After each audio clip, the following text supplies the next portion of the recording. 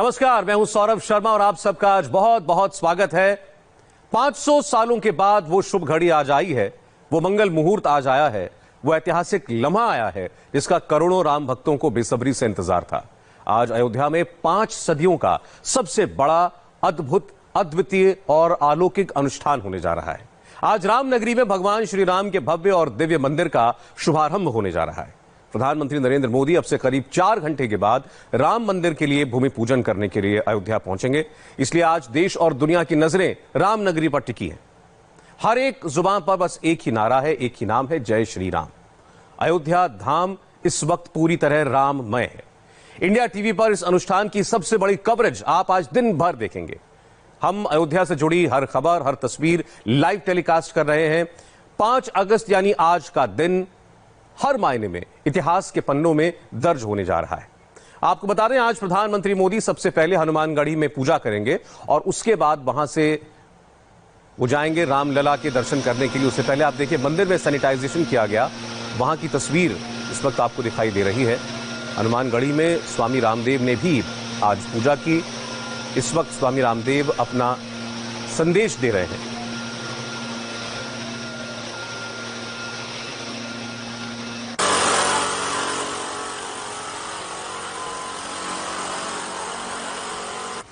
ये तस्वीरें जो आप देख रहे हैं, ये वो सभा स्थल है जहां पर भूमि पूजन होगा। वहां पर भी पूरी तरीके से सैनिटाइजेशन किया जा रहा है। खतरा दो तरफा है। एक तो जो प्रधानमंत्री जहां पर हो या जहां पर इतने गणमान्य व्यक्ति पहुंचते हैं, वहां पर सुरक्षा के लिहाज से पूरे इंतजाम तो किए ही जाते हैं, और दूसरी ओर कोरोना का खतरा, उससे निपटने के लिए भी पूरे बंदोबस्त किए गए हैं। सभा स्थल पर करीब 250 लोग आमंत्रित हैं ट्रस्ट की तरफ से आज के भूमि पूजन समारोह में शामिल होने के लिए, जिसमें प्रधानमंत्री जो हैं वो भूमि पूजन करेंगे राम मंदिर का। दो तस्वीरें आपके सामने, एक तो भूमि पूजन स्थल पर किस तरीके से सैनिटाइजेशन हो रहा है, और दूसरा हनुमानगढ़ी मंदिर में भी पूरी तरीके से साफ सफाई का काम, सैनिटाइजेशन का काम जारी है, क्योंकि पहले प्रधानमंत्री नरेंद्र मोदी अयोध्या पहुंचने के बाद हनुमानगढ़ी ही जाएंगे। ये एक परंपरा का हिस्सा है। दरअसल ये माना जाता है कि अयोध्या में रामलला के दर्शन करने से पहले भगवान हनुमान की अनुमति लेना अनिवार्य है, और इसी परंपरा का निर्वाह करते हुए प्रधानमंत्री भी पहले हनुमानगढ़ी मंदिर जाएंगे, हनुमान जी की पूजा करेंगे और उसके बाद फिर वो राम मंदिर की ओर प्रस्थान करेंगे। ये दूरी लगभग 500 मीटर की है और पूरे अयोध्या में इस वक्त आप देखिए जबरदस्त चौकसी है, साफ सफाई का भी इंतजाम किया जा रहा है। और कल की तो बहुत अद्भुत तस्वीर हमें देखने को मिली थी। कल शाम पूरा शहर जगमगा रहा था, लाखों दिए पूरे शहर में जल रहे थे। सड़कों पर, बाजारों में, दुकानों पर, घरों में, घाट पर, राम की पैड़ी पर, हर जगह गुलाबी रंग ही नजर आ रहा था। और आज का दिन वाकई में ऐतिहासिक दिन है। प्रधानमंत्री नरेंद्र मोदी भव्य राम मंदिर के लिए भूमि पूजन करने जा रहे हैं।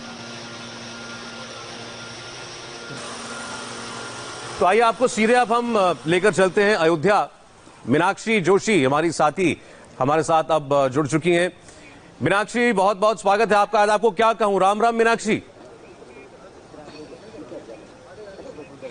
राम राम, बिल्कुल, जय सिया राम।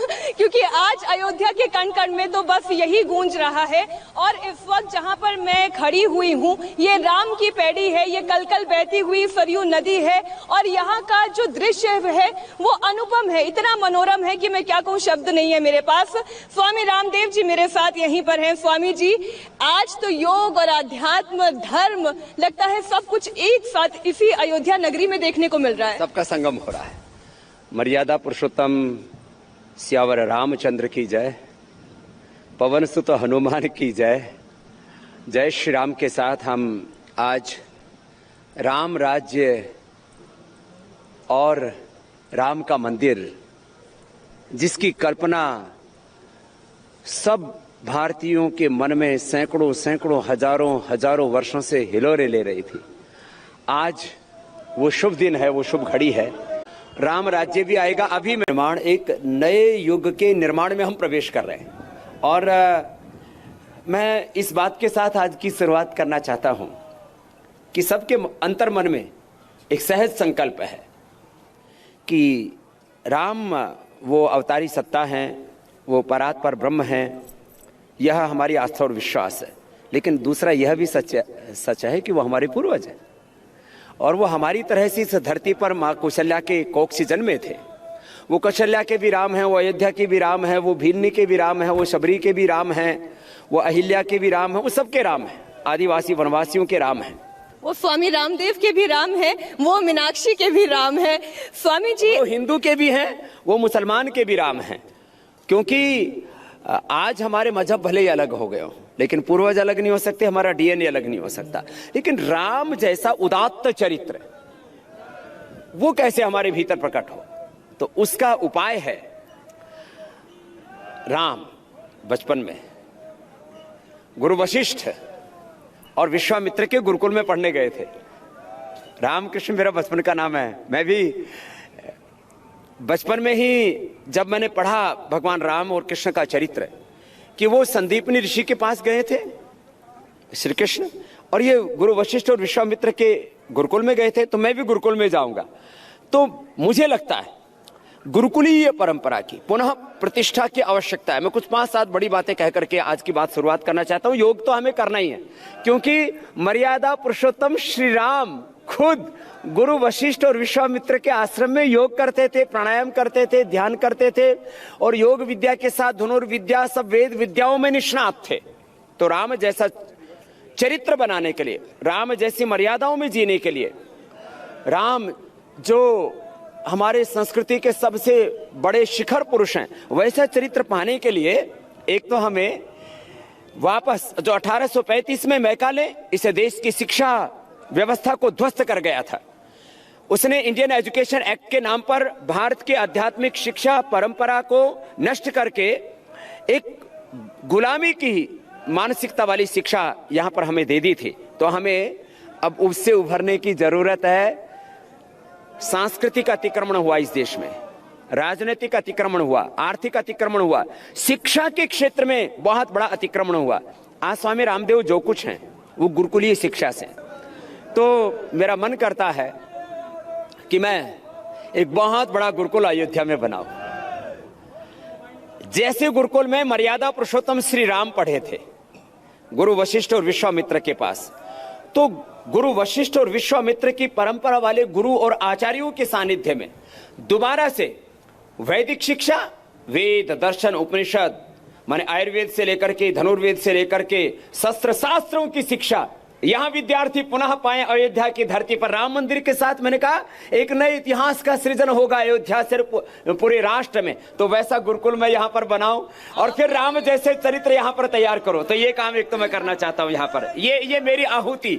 मैं अयोध्या की इस पावन धरती के लिए पतंजलि का क्या योगदान हो सकता है, स्वामी रामदेव का क्या योगदान हो सकता है, एक तो ये। दूसरा, इस गुरुकुलीय परंपरा के साथ साथ राम जैसा चरित्र जीने के लिए हमें योग के अध्यात्म जैसा चरित्र जीने के लिए हम कोशिश तो यही करें इंडिया टीवी के माध्यम से कि योग और प्राणायाम घर घर तक पहुंचाएं। वो पहुंचा दिया है। आज भारत में सबसे कम डेथ रेट है और सबसे ज्यादा रिकवरी रेट है। तो स्वामी रामदेव ने पिछले 2.5-3 दशकों में जो प्रचार किया था वो एक तरफ, और इन 4 महीनों में इंडिया टीवी से जो सैकड़ों करोड़ लोगों तक, मात्र 1-2 करोड़ नहीं, क्योंकि जो हमने मेन टीवी पर जो कार्यक्रम देखते हैं सो देखते हैं, फेसबुक पर भी जो उसकी रीच है वो उसका मैंने मूल्यांकन किया तो 200 करोड़ लोगों तक उसकी रीच हुई है। तो कितना बड़ा ये काम हुआ है, माने योग के बल पर, अध्यात्म के बल पर। ये माने खाली प्राणायाम, आसन, व्यायाम, ध्यान और आयुर्वेद के जड़ी बूटियां, यह मात्र कोई एक परंपरा का निर्वहन नहीं है। ये योग विद्या वो विद्या है जिससे राम जैसा चरित्र व्यक्ति का तैयार होता है। हमें चरित्र घड़ने हैं, तो उसके लिए योग और अध्यात्म के अलावा तो कोई दूसरा रास्ता है ही नहीं। ये मैं अभी अगली बात बताने वाला था कि अयोध्या अब दुनिया के नक्शे पर योग का, अध्यात्म का और साथ ही स्पिरिचुअल टूरिज्म का सबसे बड़ा डेस्टिनेशन बनने वाला है। और इसलिए लोग ये कहते हैं पतंजलि योगपीठ भी मुझे बनाना पड़ेगा यार। बिल्कुल। और ये तो इंडिया टीवी के, जिससे कि पूरी दुनिया योग और अध्यात्म को यहाँ पर व्यक्तिगत तौर पर भी, संस्थागत तौर पर भी, माने योग में BA, MA, PhD और योग में, अध्यात्म में, वेदों में रिसर्च हो। कुछ लोग जैसे मैंने कहा कि अच्छा, लोग सन्यासियों के कई बार ये कहते हैं कि सन्यासी जो हैं, जो धर्म की बात करते हैं, वो साइंस को नहीं समझते, ऐसा है क्या? भाई अब कोई ऐसी बात करे तो ये तो मूर्खता वाली बात होगी। पतंजलि में हमने योग पर, आयुर्वेद पर, वेदों पर रिसर्च की ऐसी परंपरा डाली, एक नवाचार हमने शुरू किया है। आप देखो करीब 500 साइंटिस्ट हमारे पास में, और मैं फिजिकल हमने शुरू किया है। आप देखो करीब 500 साइंटिस्ट हमारे पास में, और मैं फिजिकल, मेडिकल फील्ड में, एजुकेशन के फील्ड में, एग्रीकल्चर के, इंडस्ट्री के फील्ड में, हेल्थ के साथ साथ एजुकेशन में, और कोई भी सेक्टर में दुनिया का कितना ही बड़ा साइंटिस्ट आकर के मुझसे बहस ही नहीं कर सकता।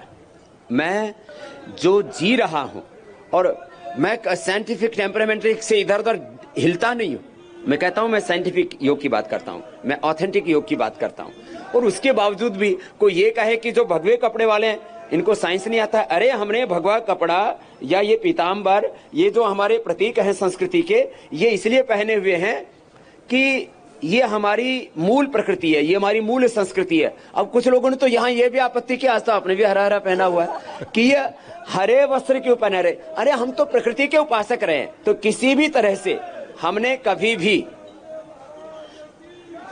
प्रकृति का अनादर नहीं किया। और मर्यादा पुरुषोत्तम श्री राम के साथ कोई सीमाएं, सारी सीमाओं का अंत हो जाता है। माने वहां कोई सीमा नहीं जुड़ी है, रंग की, कलर की, कास्ट की। और स्वामी जी, भी बड़ी अजीब सी बात है। अब हरा रंग प्रकृति का रंग है, पेड़ पौधे हैं जो हरे हैं, किसान की उपज हरी है। चंपत राय जी ने भी कहा कि भाई अगर शरीर में खून की कमी हो जाती है तो डॉक्टर भी तो हरी हरी सब्जियां खाने के लिए कहता है। तो अब हरे रंग से बैर क्यों? देखो, लोगों की बहुत छोटी और ओछी मानसिकता हो गई, उससे हमें बाहर निकलने की जरूरत है। मैंने कहा ना, राम केवल हिंदुओं के नहीं है, राम तो सारे राष्ट्र के हैं, वो मुसलमानों के भी हैं, क्योंकि आज से भी 500 साल पहले जाकर के देखेंगे तो उनके भी डीएनए में तो राम का ही खून है। भाई वक्त के साथ आपके मजहब बदल सकते हैं, और भी बहुत कुछ परिवर्तन हो सकता है, भूमि भवन बदल सकते हैं, जो है आर्किटेक्चर में थोड़ा चेंज आ सकता है, लेकिन भाई कैरेक्टर तो कभी नहीं बदलेगा ना। तो हमारा जो मूल कैरेक्टर है, मूल जो हमारी प्रकृति है, मूल जो हमारी संस्कृति है, वो योग की है, अध्यात्म की है, वो विज्ञान सम्मत है, वो समानता मूलक है, और वो समृद्धि मूलक है, वो प्रगति मूलक है, उसमें प्रगतिशीलता है, चरैवेति की भावना है, कभी हम ठहरे नहीं, ये सच है।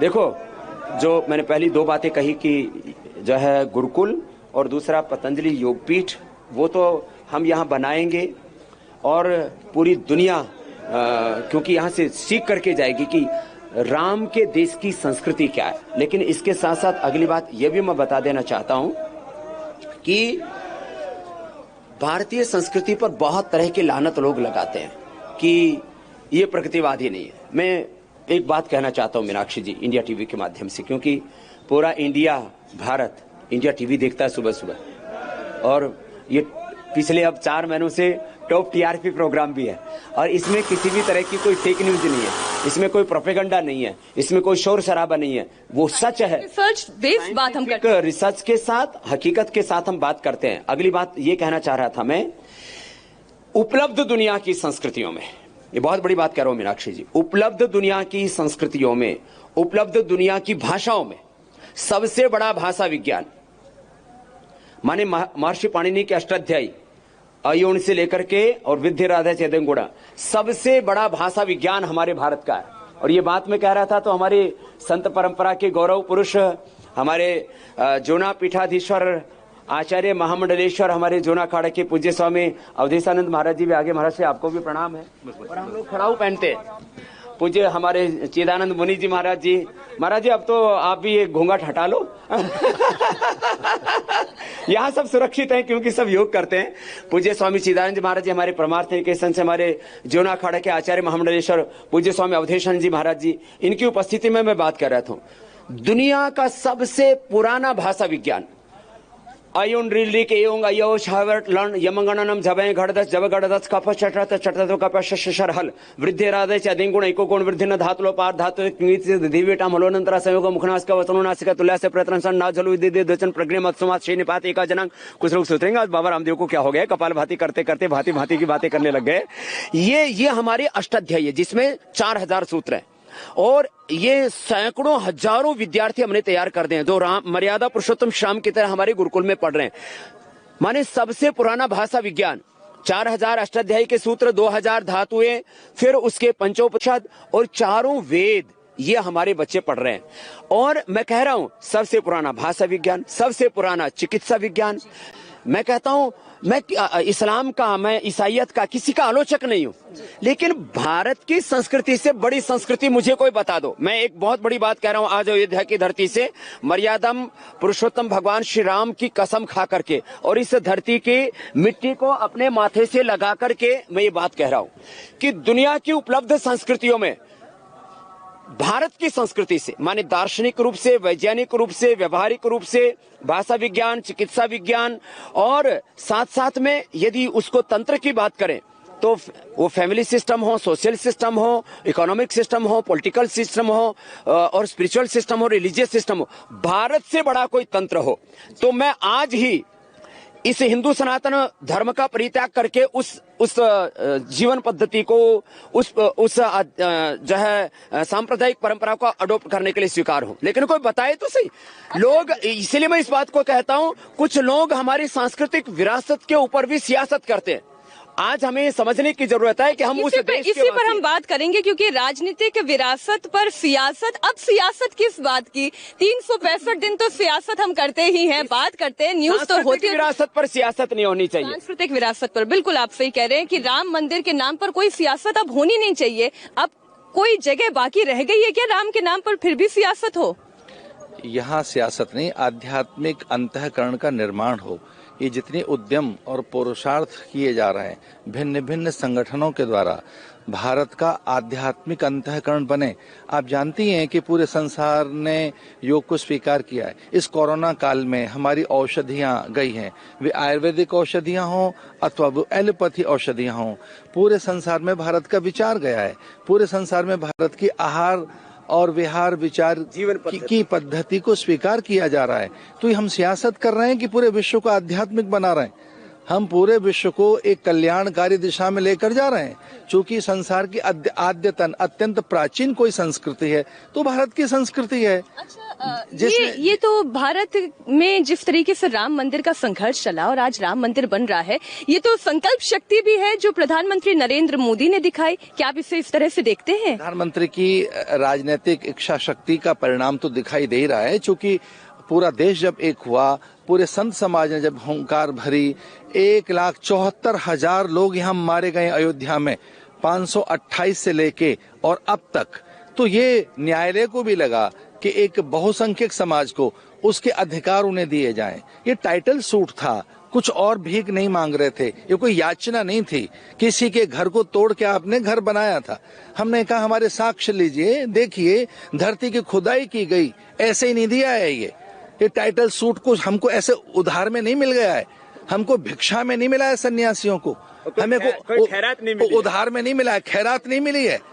और आज हमने इसलिए सोचा, पूज्य महाराज जी 4 महीनों से इंडिया टीवी पर सुबह 8 बजे और शाम को 5 बजे ये एक ऐसा प्रचंड योग का आंदोलन चला, करोड़ों लोग इसमें आत्मसात हो गए थे। तो आज मैंने कहा मीनाक्षी जी से और आदरणीय हमारे रजत शर्मा जी से कि आज हम हमारे भारतीय संत परंपरा के सबसे बड़े शिखर पुरुष हैं पूज्य स्वामी अवधेशानंद जी, तो हमारे योगियों को भी आपका दर्शन हो जाए, इसलिए भोर में आज हमने वैसे सबको कह रखा कि बैठे बैठे घर में भस्त्री का, कपालभाति, अनुलोम विलोम करते रहिए और आज राम नाम भी जपते रहिए।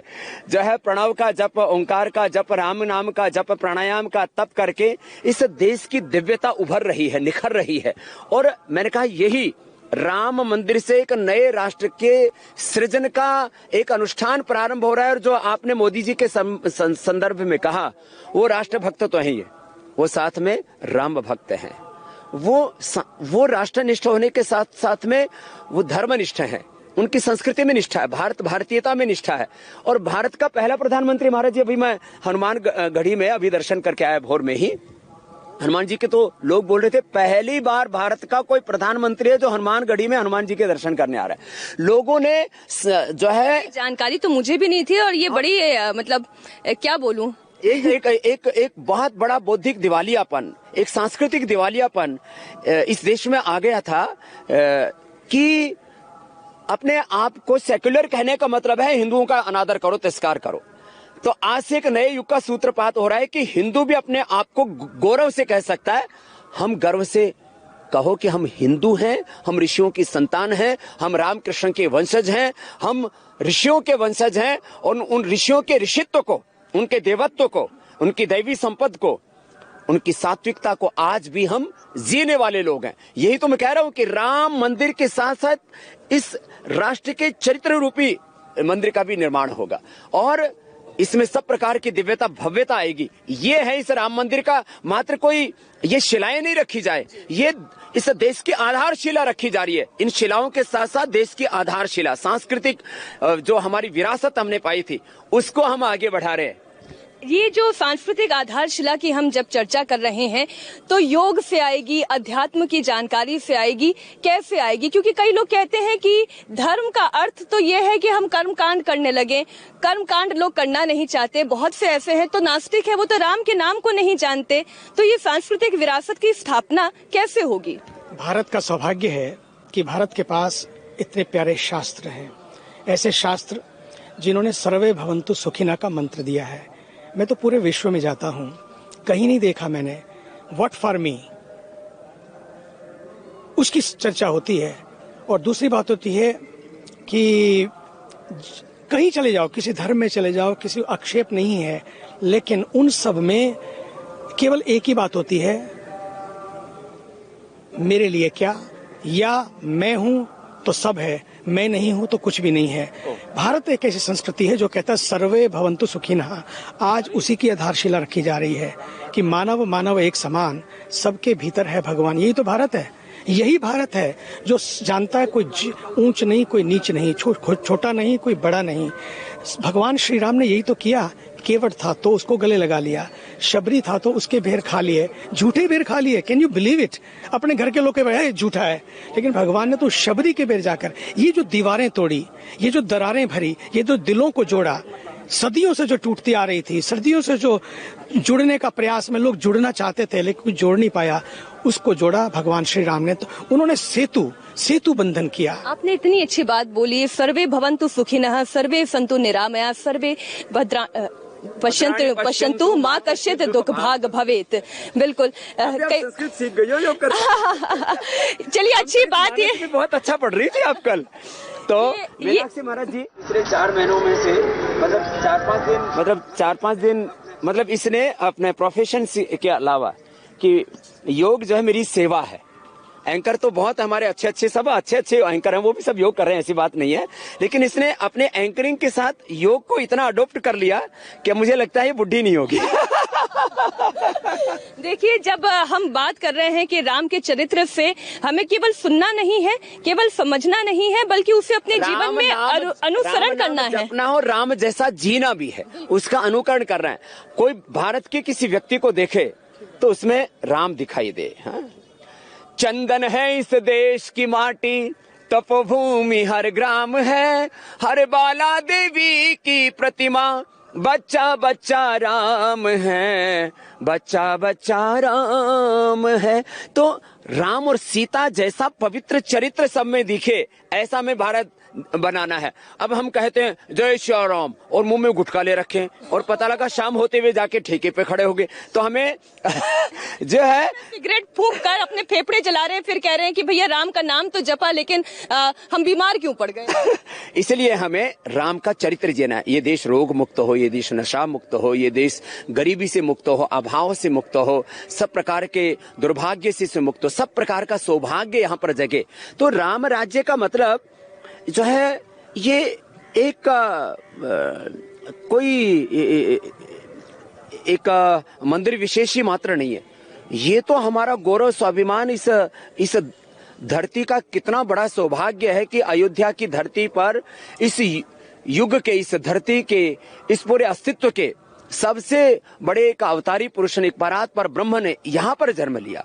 लेकिन ये सौभाग्य मात्र एक व्यक्ति पर केंद्रित नहीं रहना चाहिए। वो व्यक्ति परक हमारी संस्कृति नहीं है। हम कहते हैं ना बार बार, व्यक्ति नहीं व्यक्तित्व की पूजा करो, चित्र नहीं चरित्र की पूजा करो।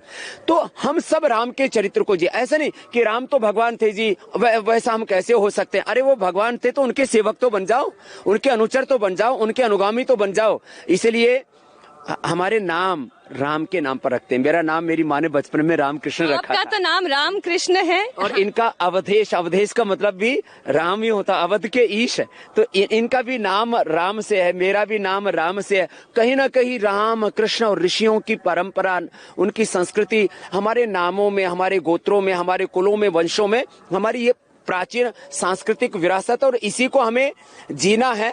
और महाराज जी भी अवधेशानंद जी, मैं आप ही के पास आ रही थी, और जब हम ये कह रहे हैं कि राम के चरित्र को जीना है और राम ने समरसता का भाव सिखाया, एकात्म भाव सिखाया, तो क्या वाकई में इस राम मंदिर के बन जाने से वो समरसता का भाव पूरे देश में आएगा? राम मंदिर हमारी अस्मिता, हमारे प्रतिमान, हमारे मूल्य, हमारी परंपरा और हमारे सिद्धांतों का प्रतीक है। मंदिर केवल ईंट गारा चूना नहीं है, वो एक विचारधारा है। मंदिर केवल एक प्रकार की भित्तियां नहीं है, वो एक प्राचीन संस्कृति और एक अत्यंत आद्य संस्कृति का वो बोध कराता है। तो राम मंदिर से एक आध्यात्मिक अंगड़ाई इस देश में आएगी। राम मंदिर से हिंदुओं में विश्वास पैदा होगा कि हम पर कोई प्रहार नहीं कर सकता। राम मंदिर से उच्चतम न्यायालय पर विश्वास हुआ है। राम मंदिर बन जाने से हमारा सरकारों पर इसलिए विश्वास बना है कि अब तक राम मंदिर को लेकर बहुत सी सरकारों ने छला है इस हिंदू समाज को। राम मंदिर से एक बड़ी बात गई है, मुस्लिम देश प्रसन्न है कि देखिए हिंदुओं ने कोई आंदोलन नहीं किया, हम कोई ऐसा हर्षोल्लास नहीं कर रहे हैं कि हम निकल पड़े, हम कोई चिढ़ा नहीं रहे। जिस दिन निर्णय आया उस दिन सब शांत थे। तो पूरे संसार ने देखा कि राम मंदिर के निर्णय आने पर करोड़ों राम भक्त शांत थे। न हमने कोई शोभा यात्रा निकाली, न हमारे जुलूस निकले, न हमने किसी समाज को का उपहास किया, और न हमने विजय के भाव को दर्शाया कि देखो हमने कुछ जीत लिया है। हमने, जबकि ये संघर्ष रहा 528 से लेकर अब तक। तो जो आप बार बार कहते हैं कि राम मंदिर बन जाने से क्या होगा, आत्मविश्वास पैदा होगा, सकारात्मक सोच बनेगी, विधेयक चिंतन बनेगा और उच्चतम न्यायालय पर विश्वास बना है। अभी तक न्यायपालिकाओं से निर्णय बहुत विलंब से आते रहते। आप जानती हैं उच्चतम न्यायालय ने कहा कि हमारी ये प्रायोरिटी नहीं है, ये हमारी प्राथमिकता नहीं है, लेकिन बाद में प्राथमिकता बनी। संतों ने प्रार्थना की, संगठन खड़े हुए, राजनीतिक दृढ़ इच्छा शक्ति की कुछ संकेत मिले, तो मुझे लगता है कि निर्णय आया।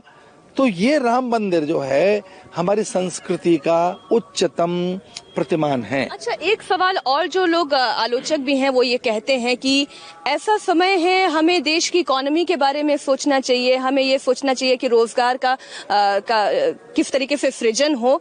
तो राम मंदिर बनने से क्या उस दिशा में भी अयोध्या के, अगर हम जी पढ़ रही थे ना कल, उसमें जो राम राज्य का वर्णन है उसमें यही है, दैहिक दैविक भौतिक तापा राम राज नहीं काहुई व्यापार। जो सारी जो चौपाइयां हैं उनका निष्कर्ष वो ये है कि यहाँ पर सब प्रकार की आर्थिक समृद्धि भी थी, वैचारिक समृद्धि भी थी, संस्कारों की समृद्धि भी थी, भावनाओं की समृद्धि थी, संबंधों की समृद्धि थी। समृद्धि, this is not based only economy.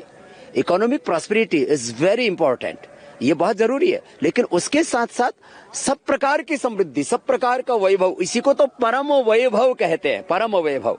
तो ऐसा ही परम वैभव लाने के लिए सबसे बड़ी चीज होती है, जो पूज्य महाराज श्री अभी बता रहे थे हमारे जूना पीठाधीश्वर, वह है स्वाभिमान, शौर्य, जो हमारी आत्म चेतना जगेगी। आज छोटा सा देश है कि इजराइल, 85 लाख की आबादी है, छोटा देश है जापान, जो हमारे उत्तर प्रदेश से 110 भी नहीं है, और वो दुनिया की 4 बड़ी अर्थव्यवस्थाओं में से एक है।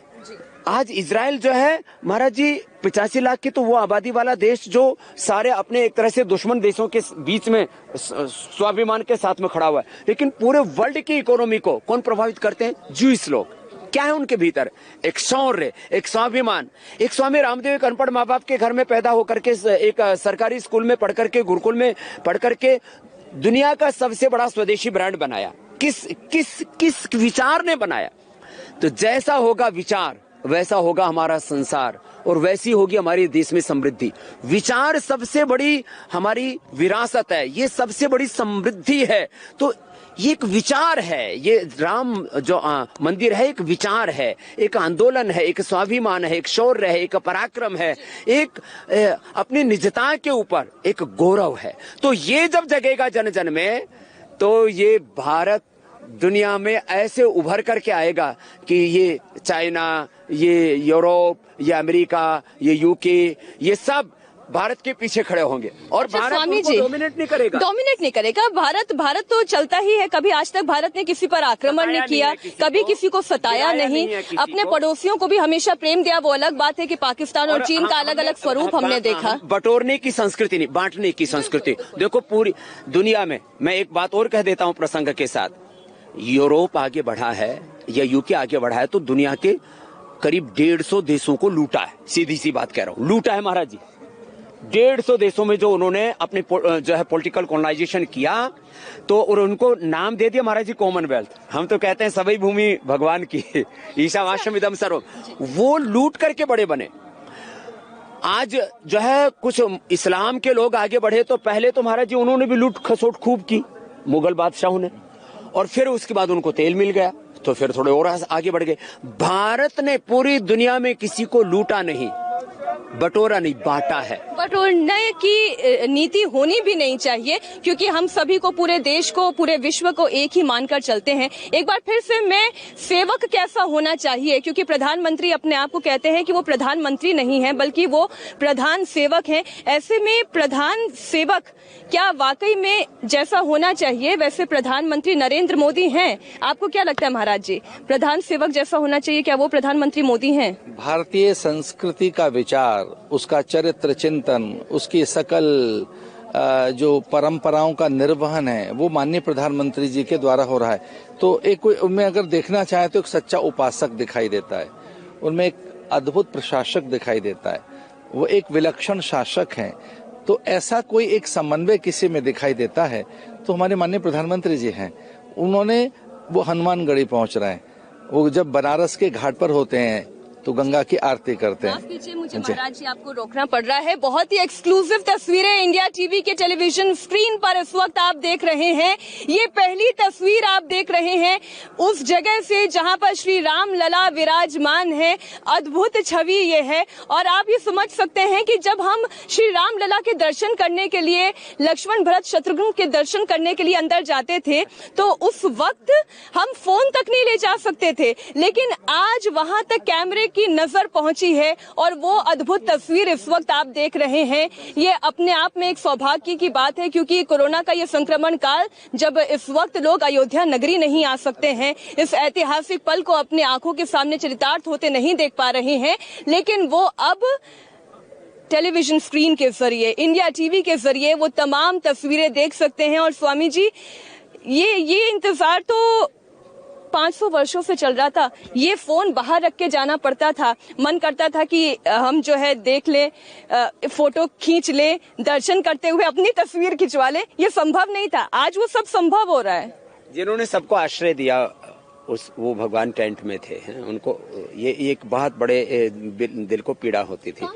और जो आपने दूसरी बात कही सेवा की, देखो हमारे सारे जो सांस्कृतिक प्रतिमान हैं, जो हमारे चरित्र है हमारे सामने, हनुमान जी क्या है, वो सबसे बड़े सेवा के प्रतिमान हैं, सेवा के आदर्श हैं, ज्ञान के आदर्श हैं।